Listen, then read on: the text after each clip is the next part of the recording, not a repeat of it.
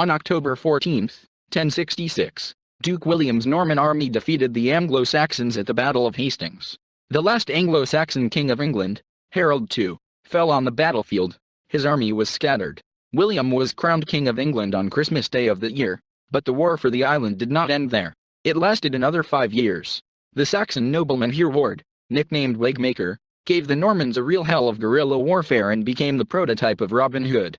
Hereward was born around 1045 into a large Danish noble family with extensive landholdings in Lincolnshire and Holderness on the east coast of England. According to the Chronicle Digestis Herewardi Saxoni, the labors of Hereward the Saxon, an early 12th century manuscript recounting his exploits. Hereward was a hothead as a teenager, inciting quarrels among his peers, competition among elders, and unrest among the common people. In the autumn of 1063, his father expelled him from home, and Hereward was forced to flee to Flanders. Hereward was still abroad when the first uprisings began against William's rule. In 1067, an Anglo-Saxon nobleman named Edric, whose lands had been seized by insolent Normans, formed an alliance with 2 Welsh princes and raided deep into Herefordshire, laying siege to the city of Hereford. In the same year, the sons of the late King Harold, Godwin, and Edmund, who fled to Ireland after the defeat at Hastings, began to raid the west of the island, and King Harold's mother, Dita Thorkel's daughter, encouraged the people to revolt. Despite this, Wilhelm spent most of the year doing business in Normandy. In his absence, Norman confiscation of Anglo-Saxon property and widespread looting became commonplace. Hereward's family suffered, forcing him to return from exile. Returning home, he found his widowed mother driven out of the house, his younger brother killed, and his head hung from the gate of the family home. Hereward retaliated severely. He snuck into his house when his brother's killers got drunk and killed them all. He hoisted 14 enemy heads over the gate, where his brother's head had recently been. The news of Hereward's sacred vengeance quickly spread, and everyone who hated the Normans began to flock to him. He soon commanded a small army and needed only a secure base from which to continue his attacks against the Normans. The place he chose was the island of Ely, or a fertile piece of land in South Lincolnshire, an area of about 200 square kilometers and surrounded by almost impenetrable peat bogs. Hereward terrorized neighboring Normans with raids, burned their estates, set up ambushes and killed anyone who dared to enter his domain. Many of the invaders chose to flee to the continent. In 1069, William first faced the greatest threat to his rule when Edric, by then known as the Wild One, burned down the city of Shrewsbury, and Harold's sons resumed their coastal raids in the west. At the same time, all of northern England rebelled under the leadership of Morcar, whom William deprived of the earldom of Northumbria. The Danish king Sven II, who had claims to the English throne, supported the rebels. The Anglo-Saxons took Durin, killing a garrison of 900 Norman soldiers, then moved south and captured York. Wilhelm moved his troops north. The Danes retreated, and without their support, the uprising collapsed. Wilhelm recaptured York without resistance and, using it as his base, proceeded to finally pacify the north of the country. This campaign of 1069–70, known as the Desolation of the North, was in fact a genocide that claimed the lives of over 100,000 Anglo-Danes and caused enormous damage to the economy and culture of northern England. With the north now in ruins and the rebellions in the west crushed, there was only one place in England where the flames of resistance still burned: the Isle of Ely. In the spring of 1070, King Sweyn sailed with his fleet from the Humber and camped on Ely. Many Anglo-Saxon rebels joined him, including Hereward, believing that Sweyn's intention was to overthrow William and take the English throne. But the Danes were simply looking for a place to regroup and resupply before returning home. Abbot Brand of Peterborough, 20 miles west of Ely, died about the same time, and, according to the custom of the time, the monks chose a replacement for him from among themselves. The man they chose was an Anglo-Saxon, which infuriated Wilhelm. The medieval church was an extremely wealthy institution. Monasteries and abbeys were not only provided with rich treasuries, but also controlled vast tracts of land. Moreover, many English nobles invested their personal assets in the church in the hope of protecting them from Norman greed. To seize control of this wealth, William replaced high-ranking Anglo-Saxon clerics with Norman wands whenever possible. Upon learning of the events in Peterborough, he cancelled the election of a new abbot and appointed the Norman monk Thorold to this position. Thorold went to his new throne with an escort of knights and servants, 160 in total, a small army by the standards of that time. Hereward had strong ties to Peterborough. He once owned property nearby, and the late abbot was his paternal uncle. Hearing of Thorold's approach, he persuaded the Danes to join him in attacking Peterborough, ostensibly to seize his treasure. Peterborough Abbey was on the banks of the river Nene. and Hereward commandeered a fleet of small boats to land near the monastery. The monks repulsed the initial attack, and Hereward responded by setting fire to the surrounding area and the monastery gates. In the ensuing turmoil, his men and the Danes broke through and sacked the monastery. Peterborough was a rich prize. Among his treasures were numerous crucifixes, chalices, and other gold and silver ceremonial objects, as well as books with gem-encrusted covers. The large cross above the altar proved too difficult to remove, but the raiders removed the jewel-encrusted crown of thorns from the head of the figure of Christ, as well as the magnificent altar screen, which the monks had hidden in the church tower. Wilhelm, keenly aware of the danger that threatened his new kingdom if the Danish raiders united with the Anglo-Saxon rebels, entered into secret negotiations with King Sweyn.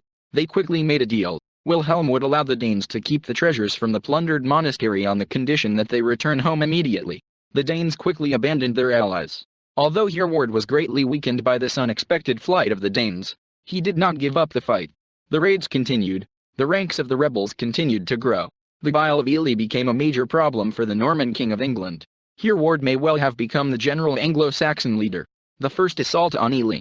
The situation came to a head in 1071, when the Count of Morcar arrived in Ely. He reconciled with William after the Great Rebellion of 1069, but subsequently left the royal court, fearing that he was about to be imprisoned. Everything threatened a powerful uprising. Wilhelm himself decided to put an end to the rebels. He gathered a large enough force to block Ely, but taking the island was much more difficult. Island Ely was a hill surrounded by a strip of reed marshes and sedges, through which numerous streams and rivers flowed. Between them one could see wide swaths of open water and swamps. For soldiers in full armor, this area was impassable. For the heavy cavalry that formed the backbone of the Norman army, this was a nightmare at all. The most common way to get around in the swamps was by boat, as several dikes linking Ely to the mainland were narrow and dangerous. Hereward made access even more difficult by fortifying these dikes with turf bulwarks, which were easily defended by small parties armed with bows, javelins, and slings. It was impossible to starve the inhabitants of Ely, since the land above the water table was extremely fertile, and its crops could feed a large population. There were also sizable herds of cattle and other domestic animals. The forests were full of game, the swamps were home to numerous species of wild birds, and the rivers provided a constant supply of fish. Ely even had its own vineyards. Since a siege would prove fruitless, William decided to launch a massive attack, hoping to quickly overwhelm the defenders. Since the existing points of entry to the island were fortified and guarded, he ordered the construction of a pontoon bridge strong enough to support the weight of fully armed and armored knights. Tree trunks, bound with cowhide straps, supported puffed-up sheepskins. Length, more than 800 m. But when the first wave of heavy cavalry and infantry reached the bridge, it collapsed. This made William consider peace negotiations, but the barons persuaded the king to renew the attack. To increase the chances, one of Wilhelm's commanders used the services of a local witch. William ordered the construction of a stronger and more stable second bridge, as well as a series of embankments that served as fighting platforms for his soldiers. The king's engineers also built 4 wooden towers for ballistas and catapults. While these preparations were in full swing, Hereward disguised himself as a potter in order to infiltrate the enemy and collect intelligence. Wilhelm's second attempt to capture Ely began with the fact that the witch climbed one of the towers and began to cast spells against the besieged. This magical attack ended with the old woman showing her wrinkled ass to the Anglo-Saxons. In response, Hereward led his men in a counterattack. They managed to set fire to wooden platforms and towers. The fire spread to the surrounding reeds, and the Normans panicked. It was exacerbated by Anglo-Saxon arrows. Many of Wilhelm's soldiers died from fire, from arrows, many drowned. The witch, trapped in one of the flaming towers, threw herself from the top of the structure and broke her neck. In the face of military disaster, William resorted to bribery, sending messengers to Count Morcar and Thurston, abbot of Ely. He offered the earl forgiveness and the return of the lands if he surrendered. To the abbot, the return of the lands of his monastery, if he indicates the location of the secret passage to the island. Both agreed to the proposals of the king. Morcar led his people out of Ely and surrendered to the mercy of the king, but William, breaking his promise, put the count in prison for life. Tristan had to pay only a hefty fine. But now Hereward was left alone with Wilhelm. The third and final assault on Ely began. Wilhelm waited while Hereward and his men went hunting. Then, with guides provided by the abbot, the Norman king led his army through the marshes. In some places, they walked over bridges of their dead comrades and horses, the victims of previous unsuccessful attempts to storm the island. The king spurred them on with promises of capturing huge booty. The Norman troops finally reached the banks of the river, the last obstacle between them and the heights of Ur. Despite Abbot Thurston's assurances that the crossing was secret, the Anglo-Saxons waited behind a wall of peat blocks on the opposite bank. Wilhelm ordered to deliver siege engines in boats and begin shelling the bastions. Their defenders retreated. When the last line of defense was broken through, Wilhelm ordered the construction of a pontoon bridge from small boats tied together in a line and covered with boards. The king then led his army of 1,000 knights and infantry forward across the bridge to high ground, capturing Ely without much opposition. William imprisoned some of the rebel leaders, sentenced others to be blinded or have their hands or feet cut off, but he spared the commoners any reprisals, perhaps as part of a deal made with Abbot Thurston.